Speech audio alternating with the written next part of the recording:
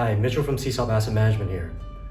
As part of our set of thematic ETF series aiming to provide investors with a set of niche themes to fill the gaps, we recently released a set of ETFs that cover two major themes going forward, namely the global cloud computing and solar photovoltaic. The tickers under these ETFs are 3194 and 3134 respectively, which are both listed on the Hong Kong Stock Exchange. And today I am pleased to share some information with you. Let's start with cloud computing. This ETF covers all the global companies that are sitting at the top of this popular theme.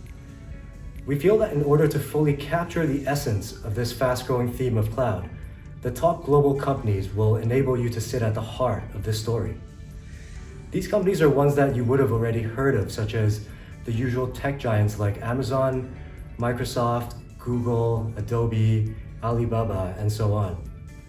And especially with the growth in demand for tech and cloud computing services in general, for businesses and households, we see these companies placing more focus and capital towards this aspect of their businesses. So just a little background on cloud computing. Cloud computing was officially introduced to the market in 2006, where few may have known about it as it was more for heavy-duty work such as mostly data storage for companies and not yet at today's mainstream stage. However, when you fast forward to present time, it has quickly become an essential part of our daily lives and towards economic growth. Cloud computing was initially introduced to the market via IaaS, which stands for Infrastructure as a Service, and was only used by companies for their heavy-duty storage needs. It enabled companies to acquire data storage at lower costs and acquire economies of scale in comparison to the traditional way of using physical servers. By providing infrastructure as a service, companies' costs significantly lowered by not having to buy physical servers or space to store these servers or hire more staff to maintain these servers as well. And so furthermore, cloud services are usually on a pay-as-you-go basis, which means they won't be wasting unnecessary costs on unused data infrastructure.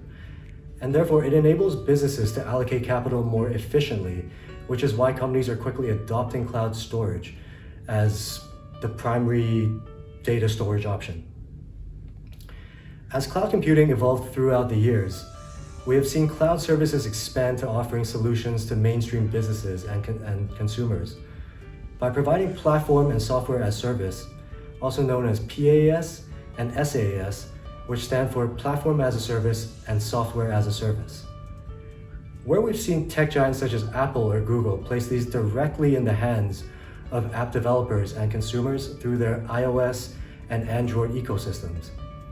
And in recent times, due to the pandemic, we've seen SaaS companies such as Zoom thrive for both business and personal usage by providing an alternative to face-to-face meetings and connecting their client base in times of lockdowns and social restrictions. The demand for such a simple business model captures the need for the whole range of cloud services available, which is from SaaS on a consumer level all the way to PaaS and IaaS on the business level. And therefore, this shows how important of a commodity data is quickly becoming, and with many calling it the new oil as well. And so with technological innovations growing at a rapid rate, a huge growth in demand for data and cloud computing services can almost be expected. As mentioned previously, the leaders in cloud computing are the usual suspects, namely Amazon with their AWS, Microsoft with Azure, Google with their Google Cloud, and Alibaba with AliCloud. These companies in the West are seeing around 20% growth per annum in the space of cloud, and accounting for larger and larger portions of their total profits to around 15 to 20% and growing. And in the case of Chinese cloud companies like Alibaba, we've seen higher sales growth rates of around 50% per annum.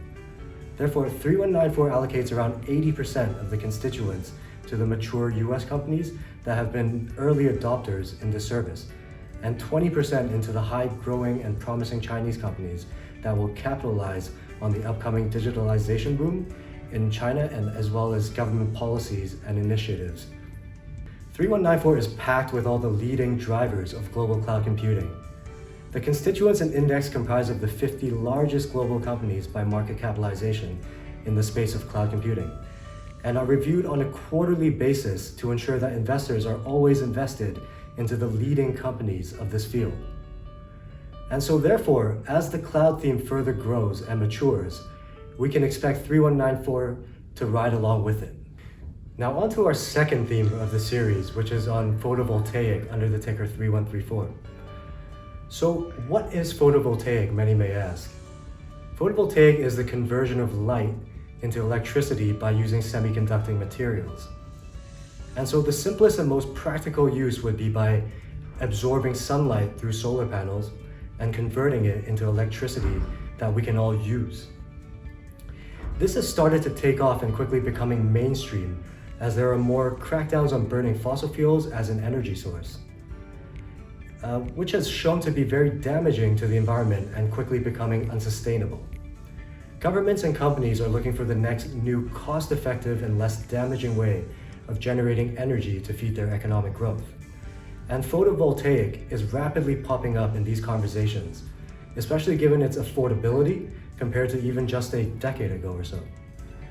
As the technology is quickly becoming more mature, its costs have plunged into the cost range of traditional thermal power, and has shown to be the sharpest cost decline among all renewable energies as well. This makes it the most deployable and feasible to meet mainstream demands and expected to become the cheapest source of electrical power moving forward.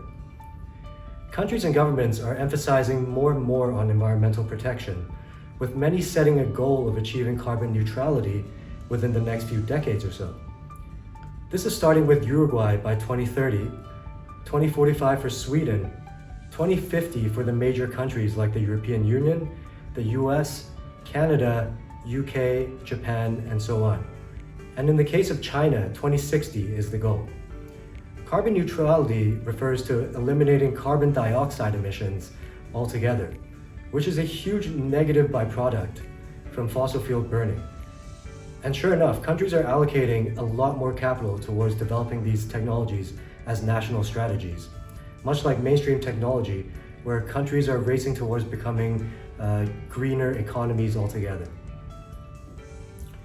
In the case of China, in the latest 14th five-year plan, placing the main focus on environmental protection, this explains the initiatives to focus on the technologies behind photovoltaic.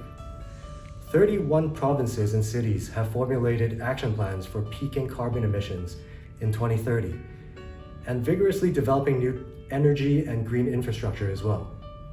For example, this can be seen from the 6 major state-owned enterprises all being on board and having new accommodative energy plans. Furthermore, China has led the world in photovoltaic in the last decade, with a major increase in solar farms, and there's even talks of having solar farms up in space. Right now, they rank the first in polysilicon and photovoltaic module, photovoltaic installed capacity and growth, and electricity generation by photovoltaic. The proportion of photovoltaic power generation in China has also continuously increased at a rate of 17% per annum, which is very impressive given that they are the current market leaders in this field. And given all these supportive factors, photovoltaic is expected to become China's largest energy generating source by 2050 as well.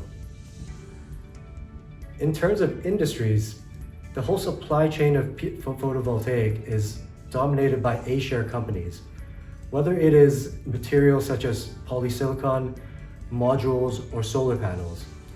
And we are pleased to let you know that our 3134 ETF covers this wide range of companies. As mentioned, with photovoltaic production, costs lowering dramatically and an increase in demand, profits for these companies are expected to climb with the popularity, where we have already seen net income in the last several years grow from minus 6.7% in 2018 all the way to 30% in 2020. The index constituents for 3134 covers all of the industry leaders in each segment of the supply chain for photovoltaic. These are all A-share listed companies with business models that cover the so-called upstream, midstream, and downstream of the photovoltaic production chain, with the number of constituents not exceeding 50 companies to ensure that they are top-notch within this field at almost all times. Therefore, we hope that our 3194 and 3134 ETFs can further help investors with niche investment angles to fill their portfolios. Whether it is the popular theme of cloud computing or the ESG-friendly and high-growing theme of photovoltaic, we strive to provide investors with easy access into these niche investment themes. As of today, for as little as 2,000 Hong Kong dollars for each ETF, investors can buy into these portfolios with a single trade for each. We hope that you have found this video informative. We do have other upcoming ETF thematics that you could be interested in, and if you are interested, please don't forget to like and subscribe to our YouTube and Facebook channels for the latest updates. Thank you, and see you again next time.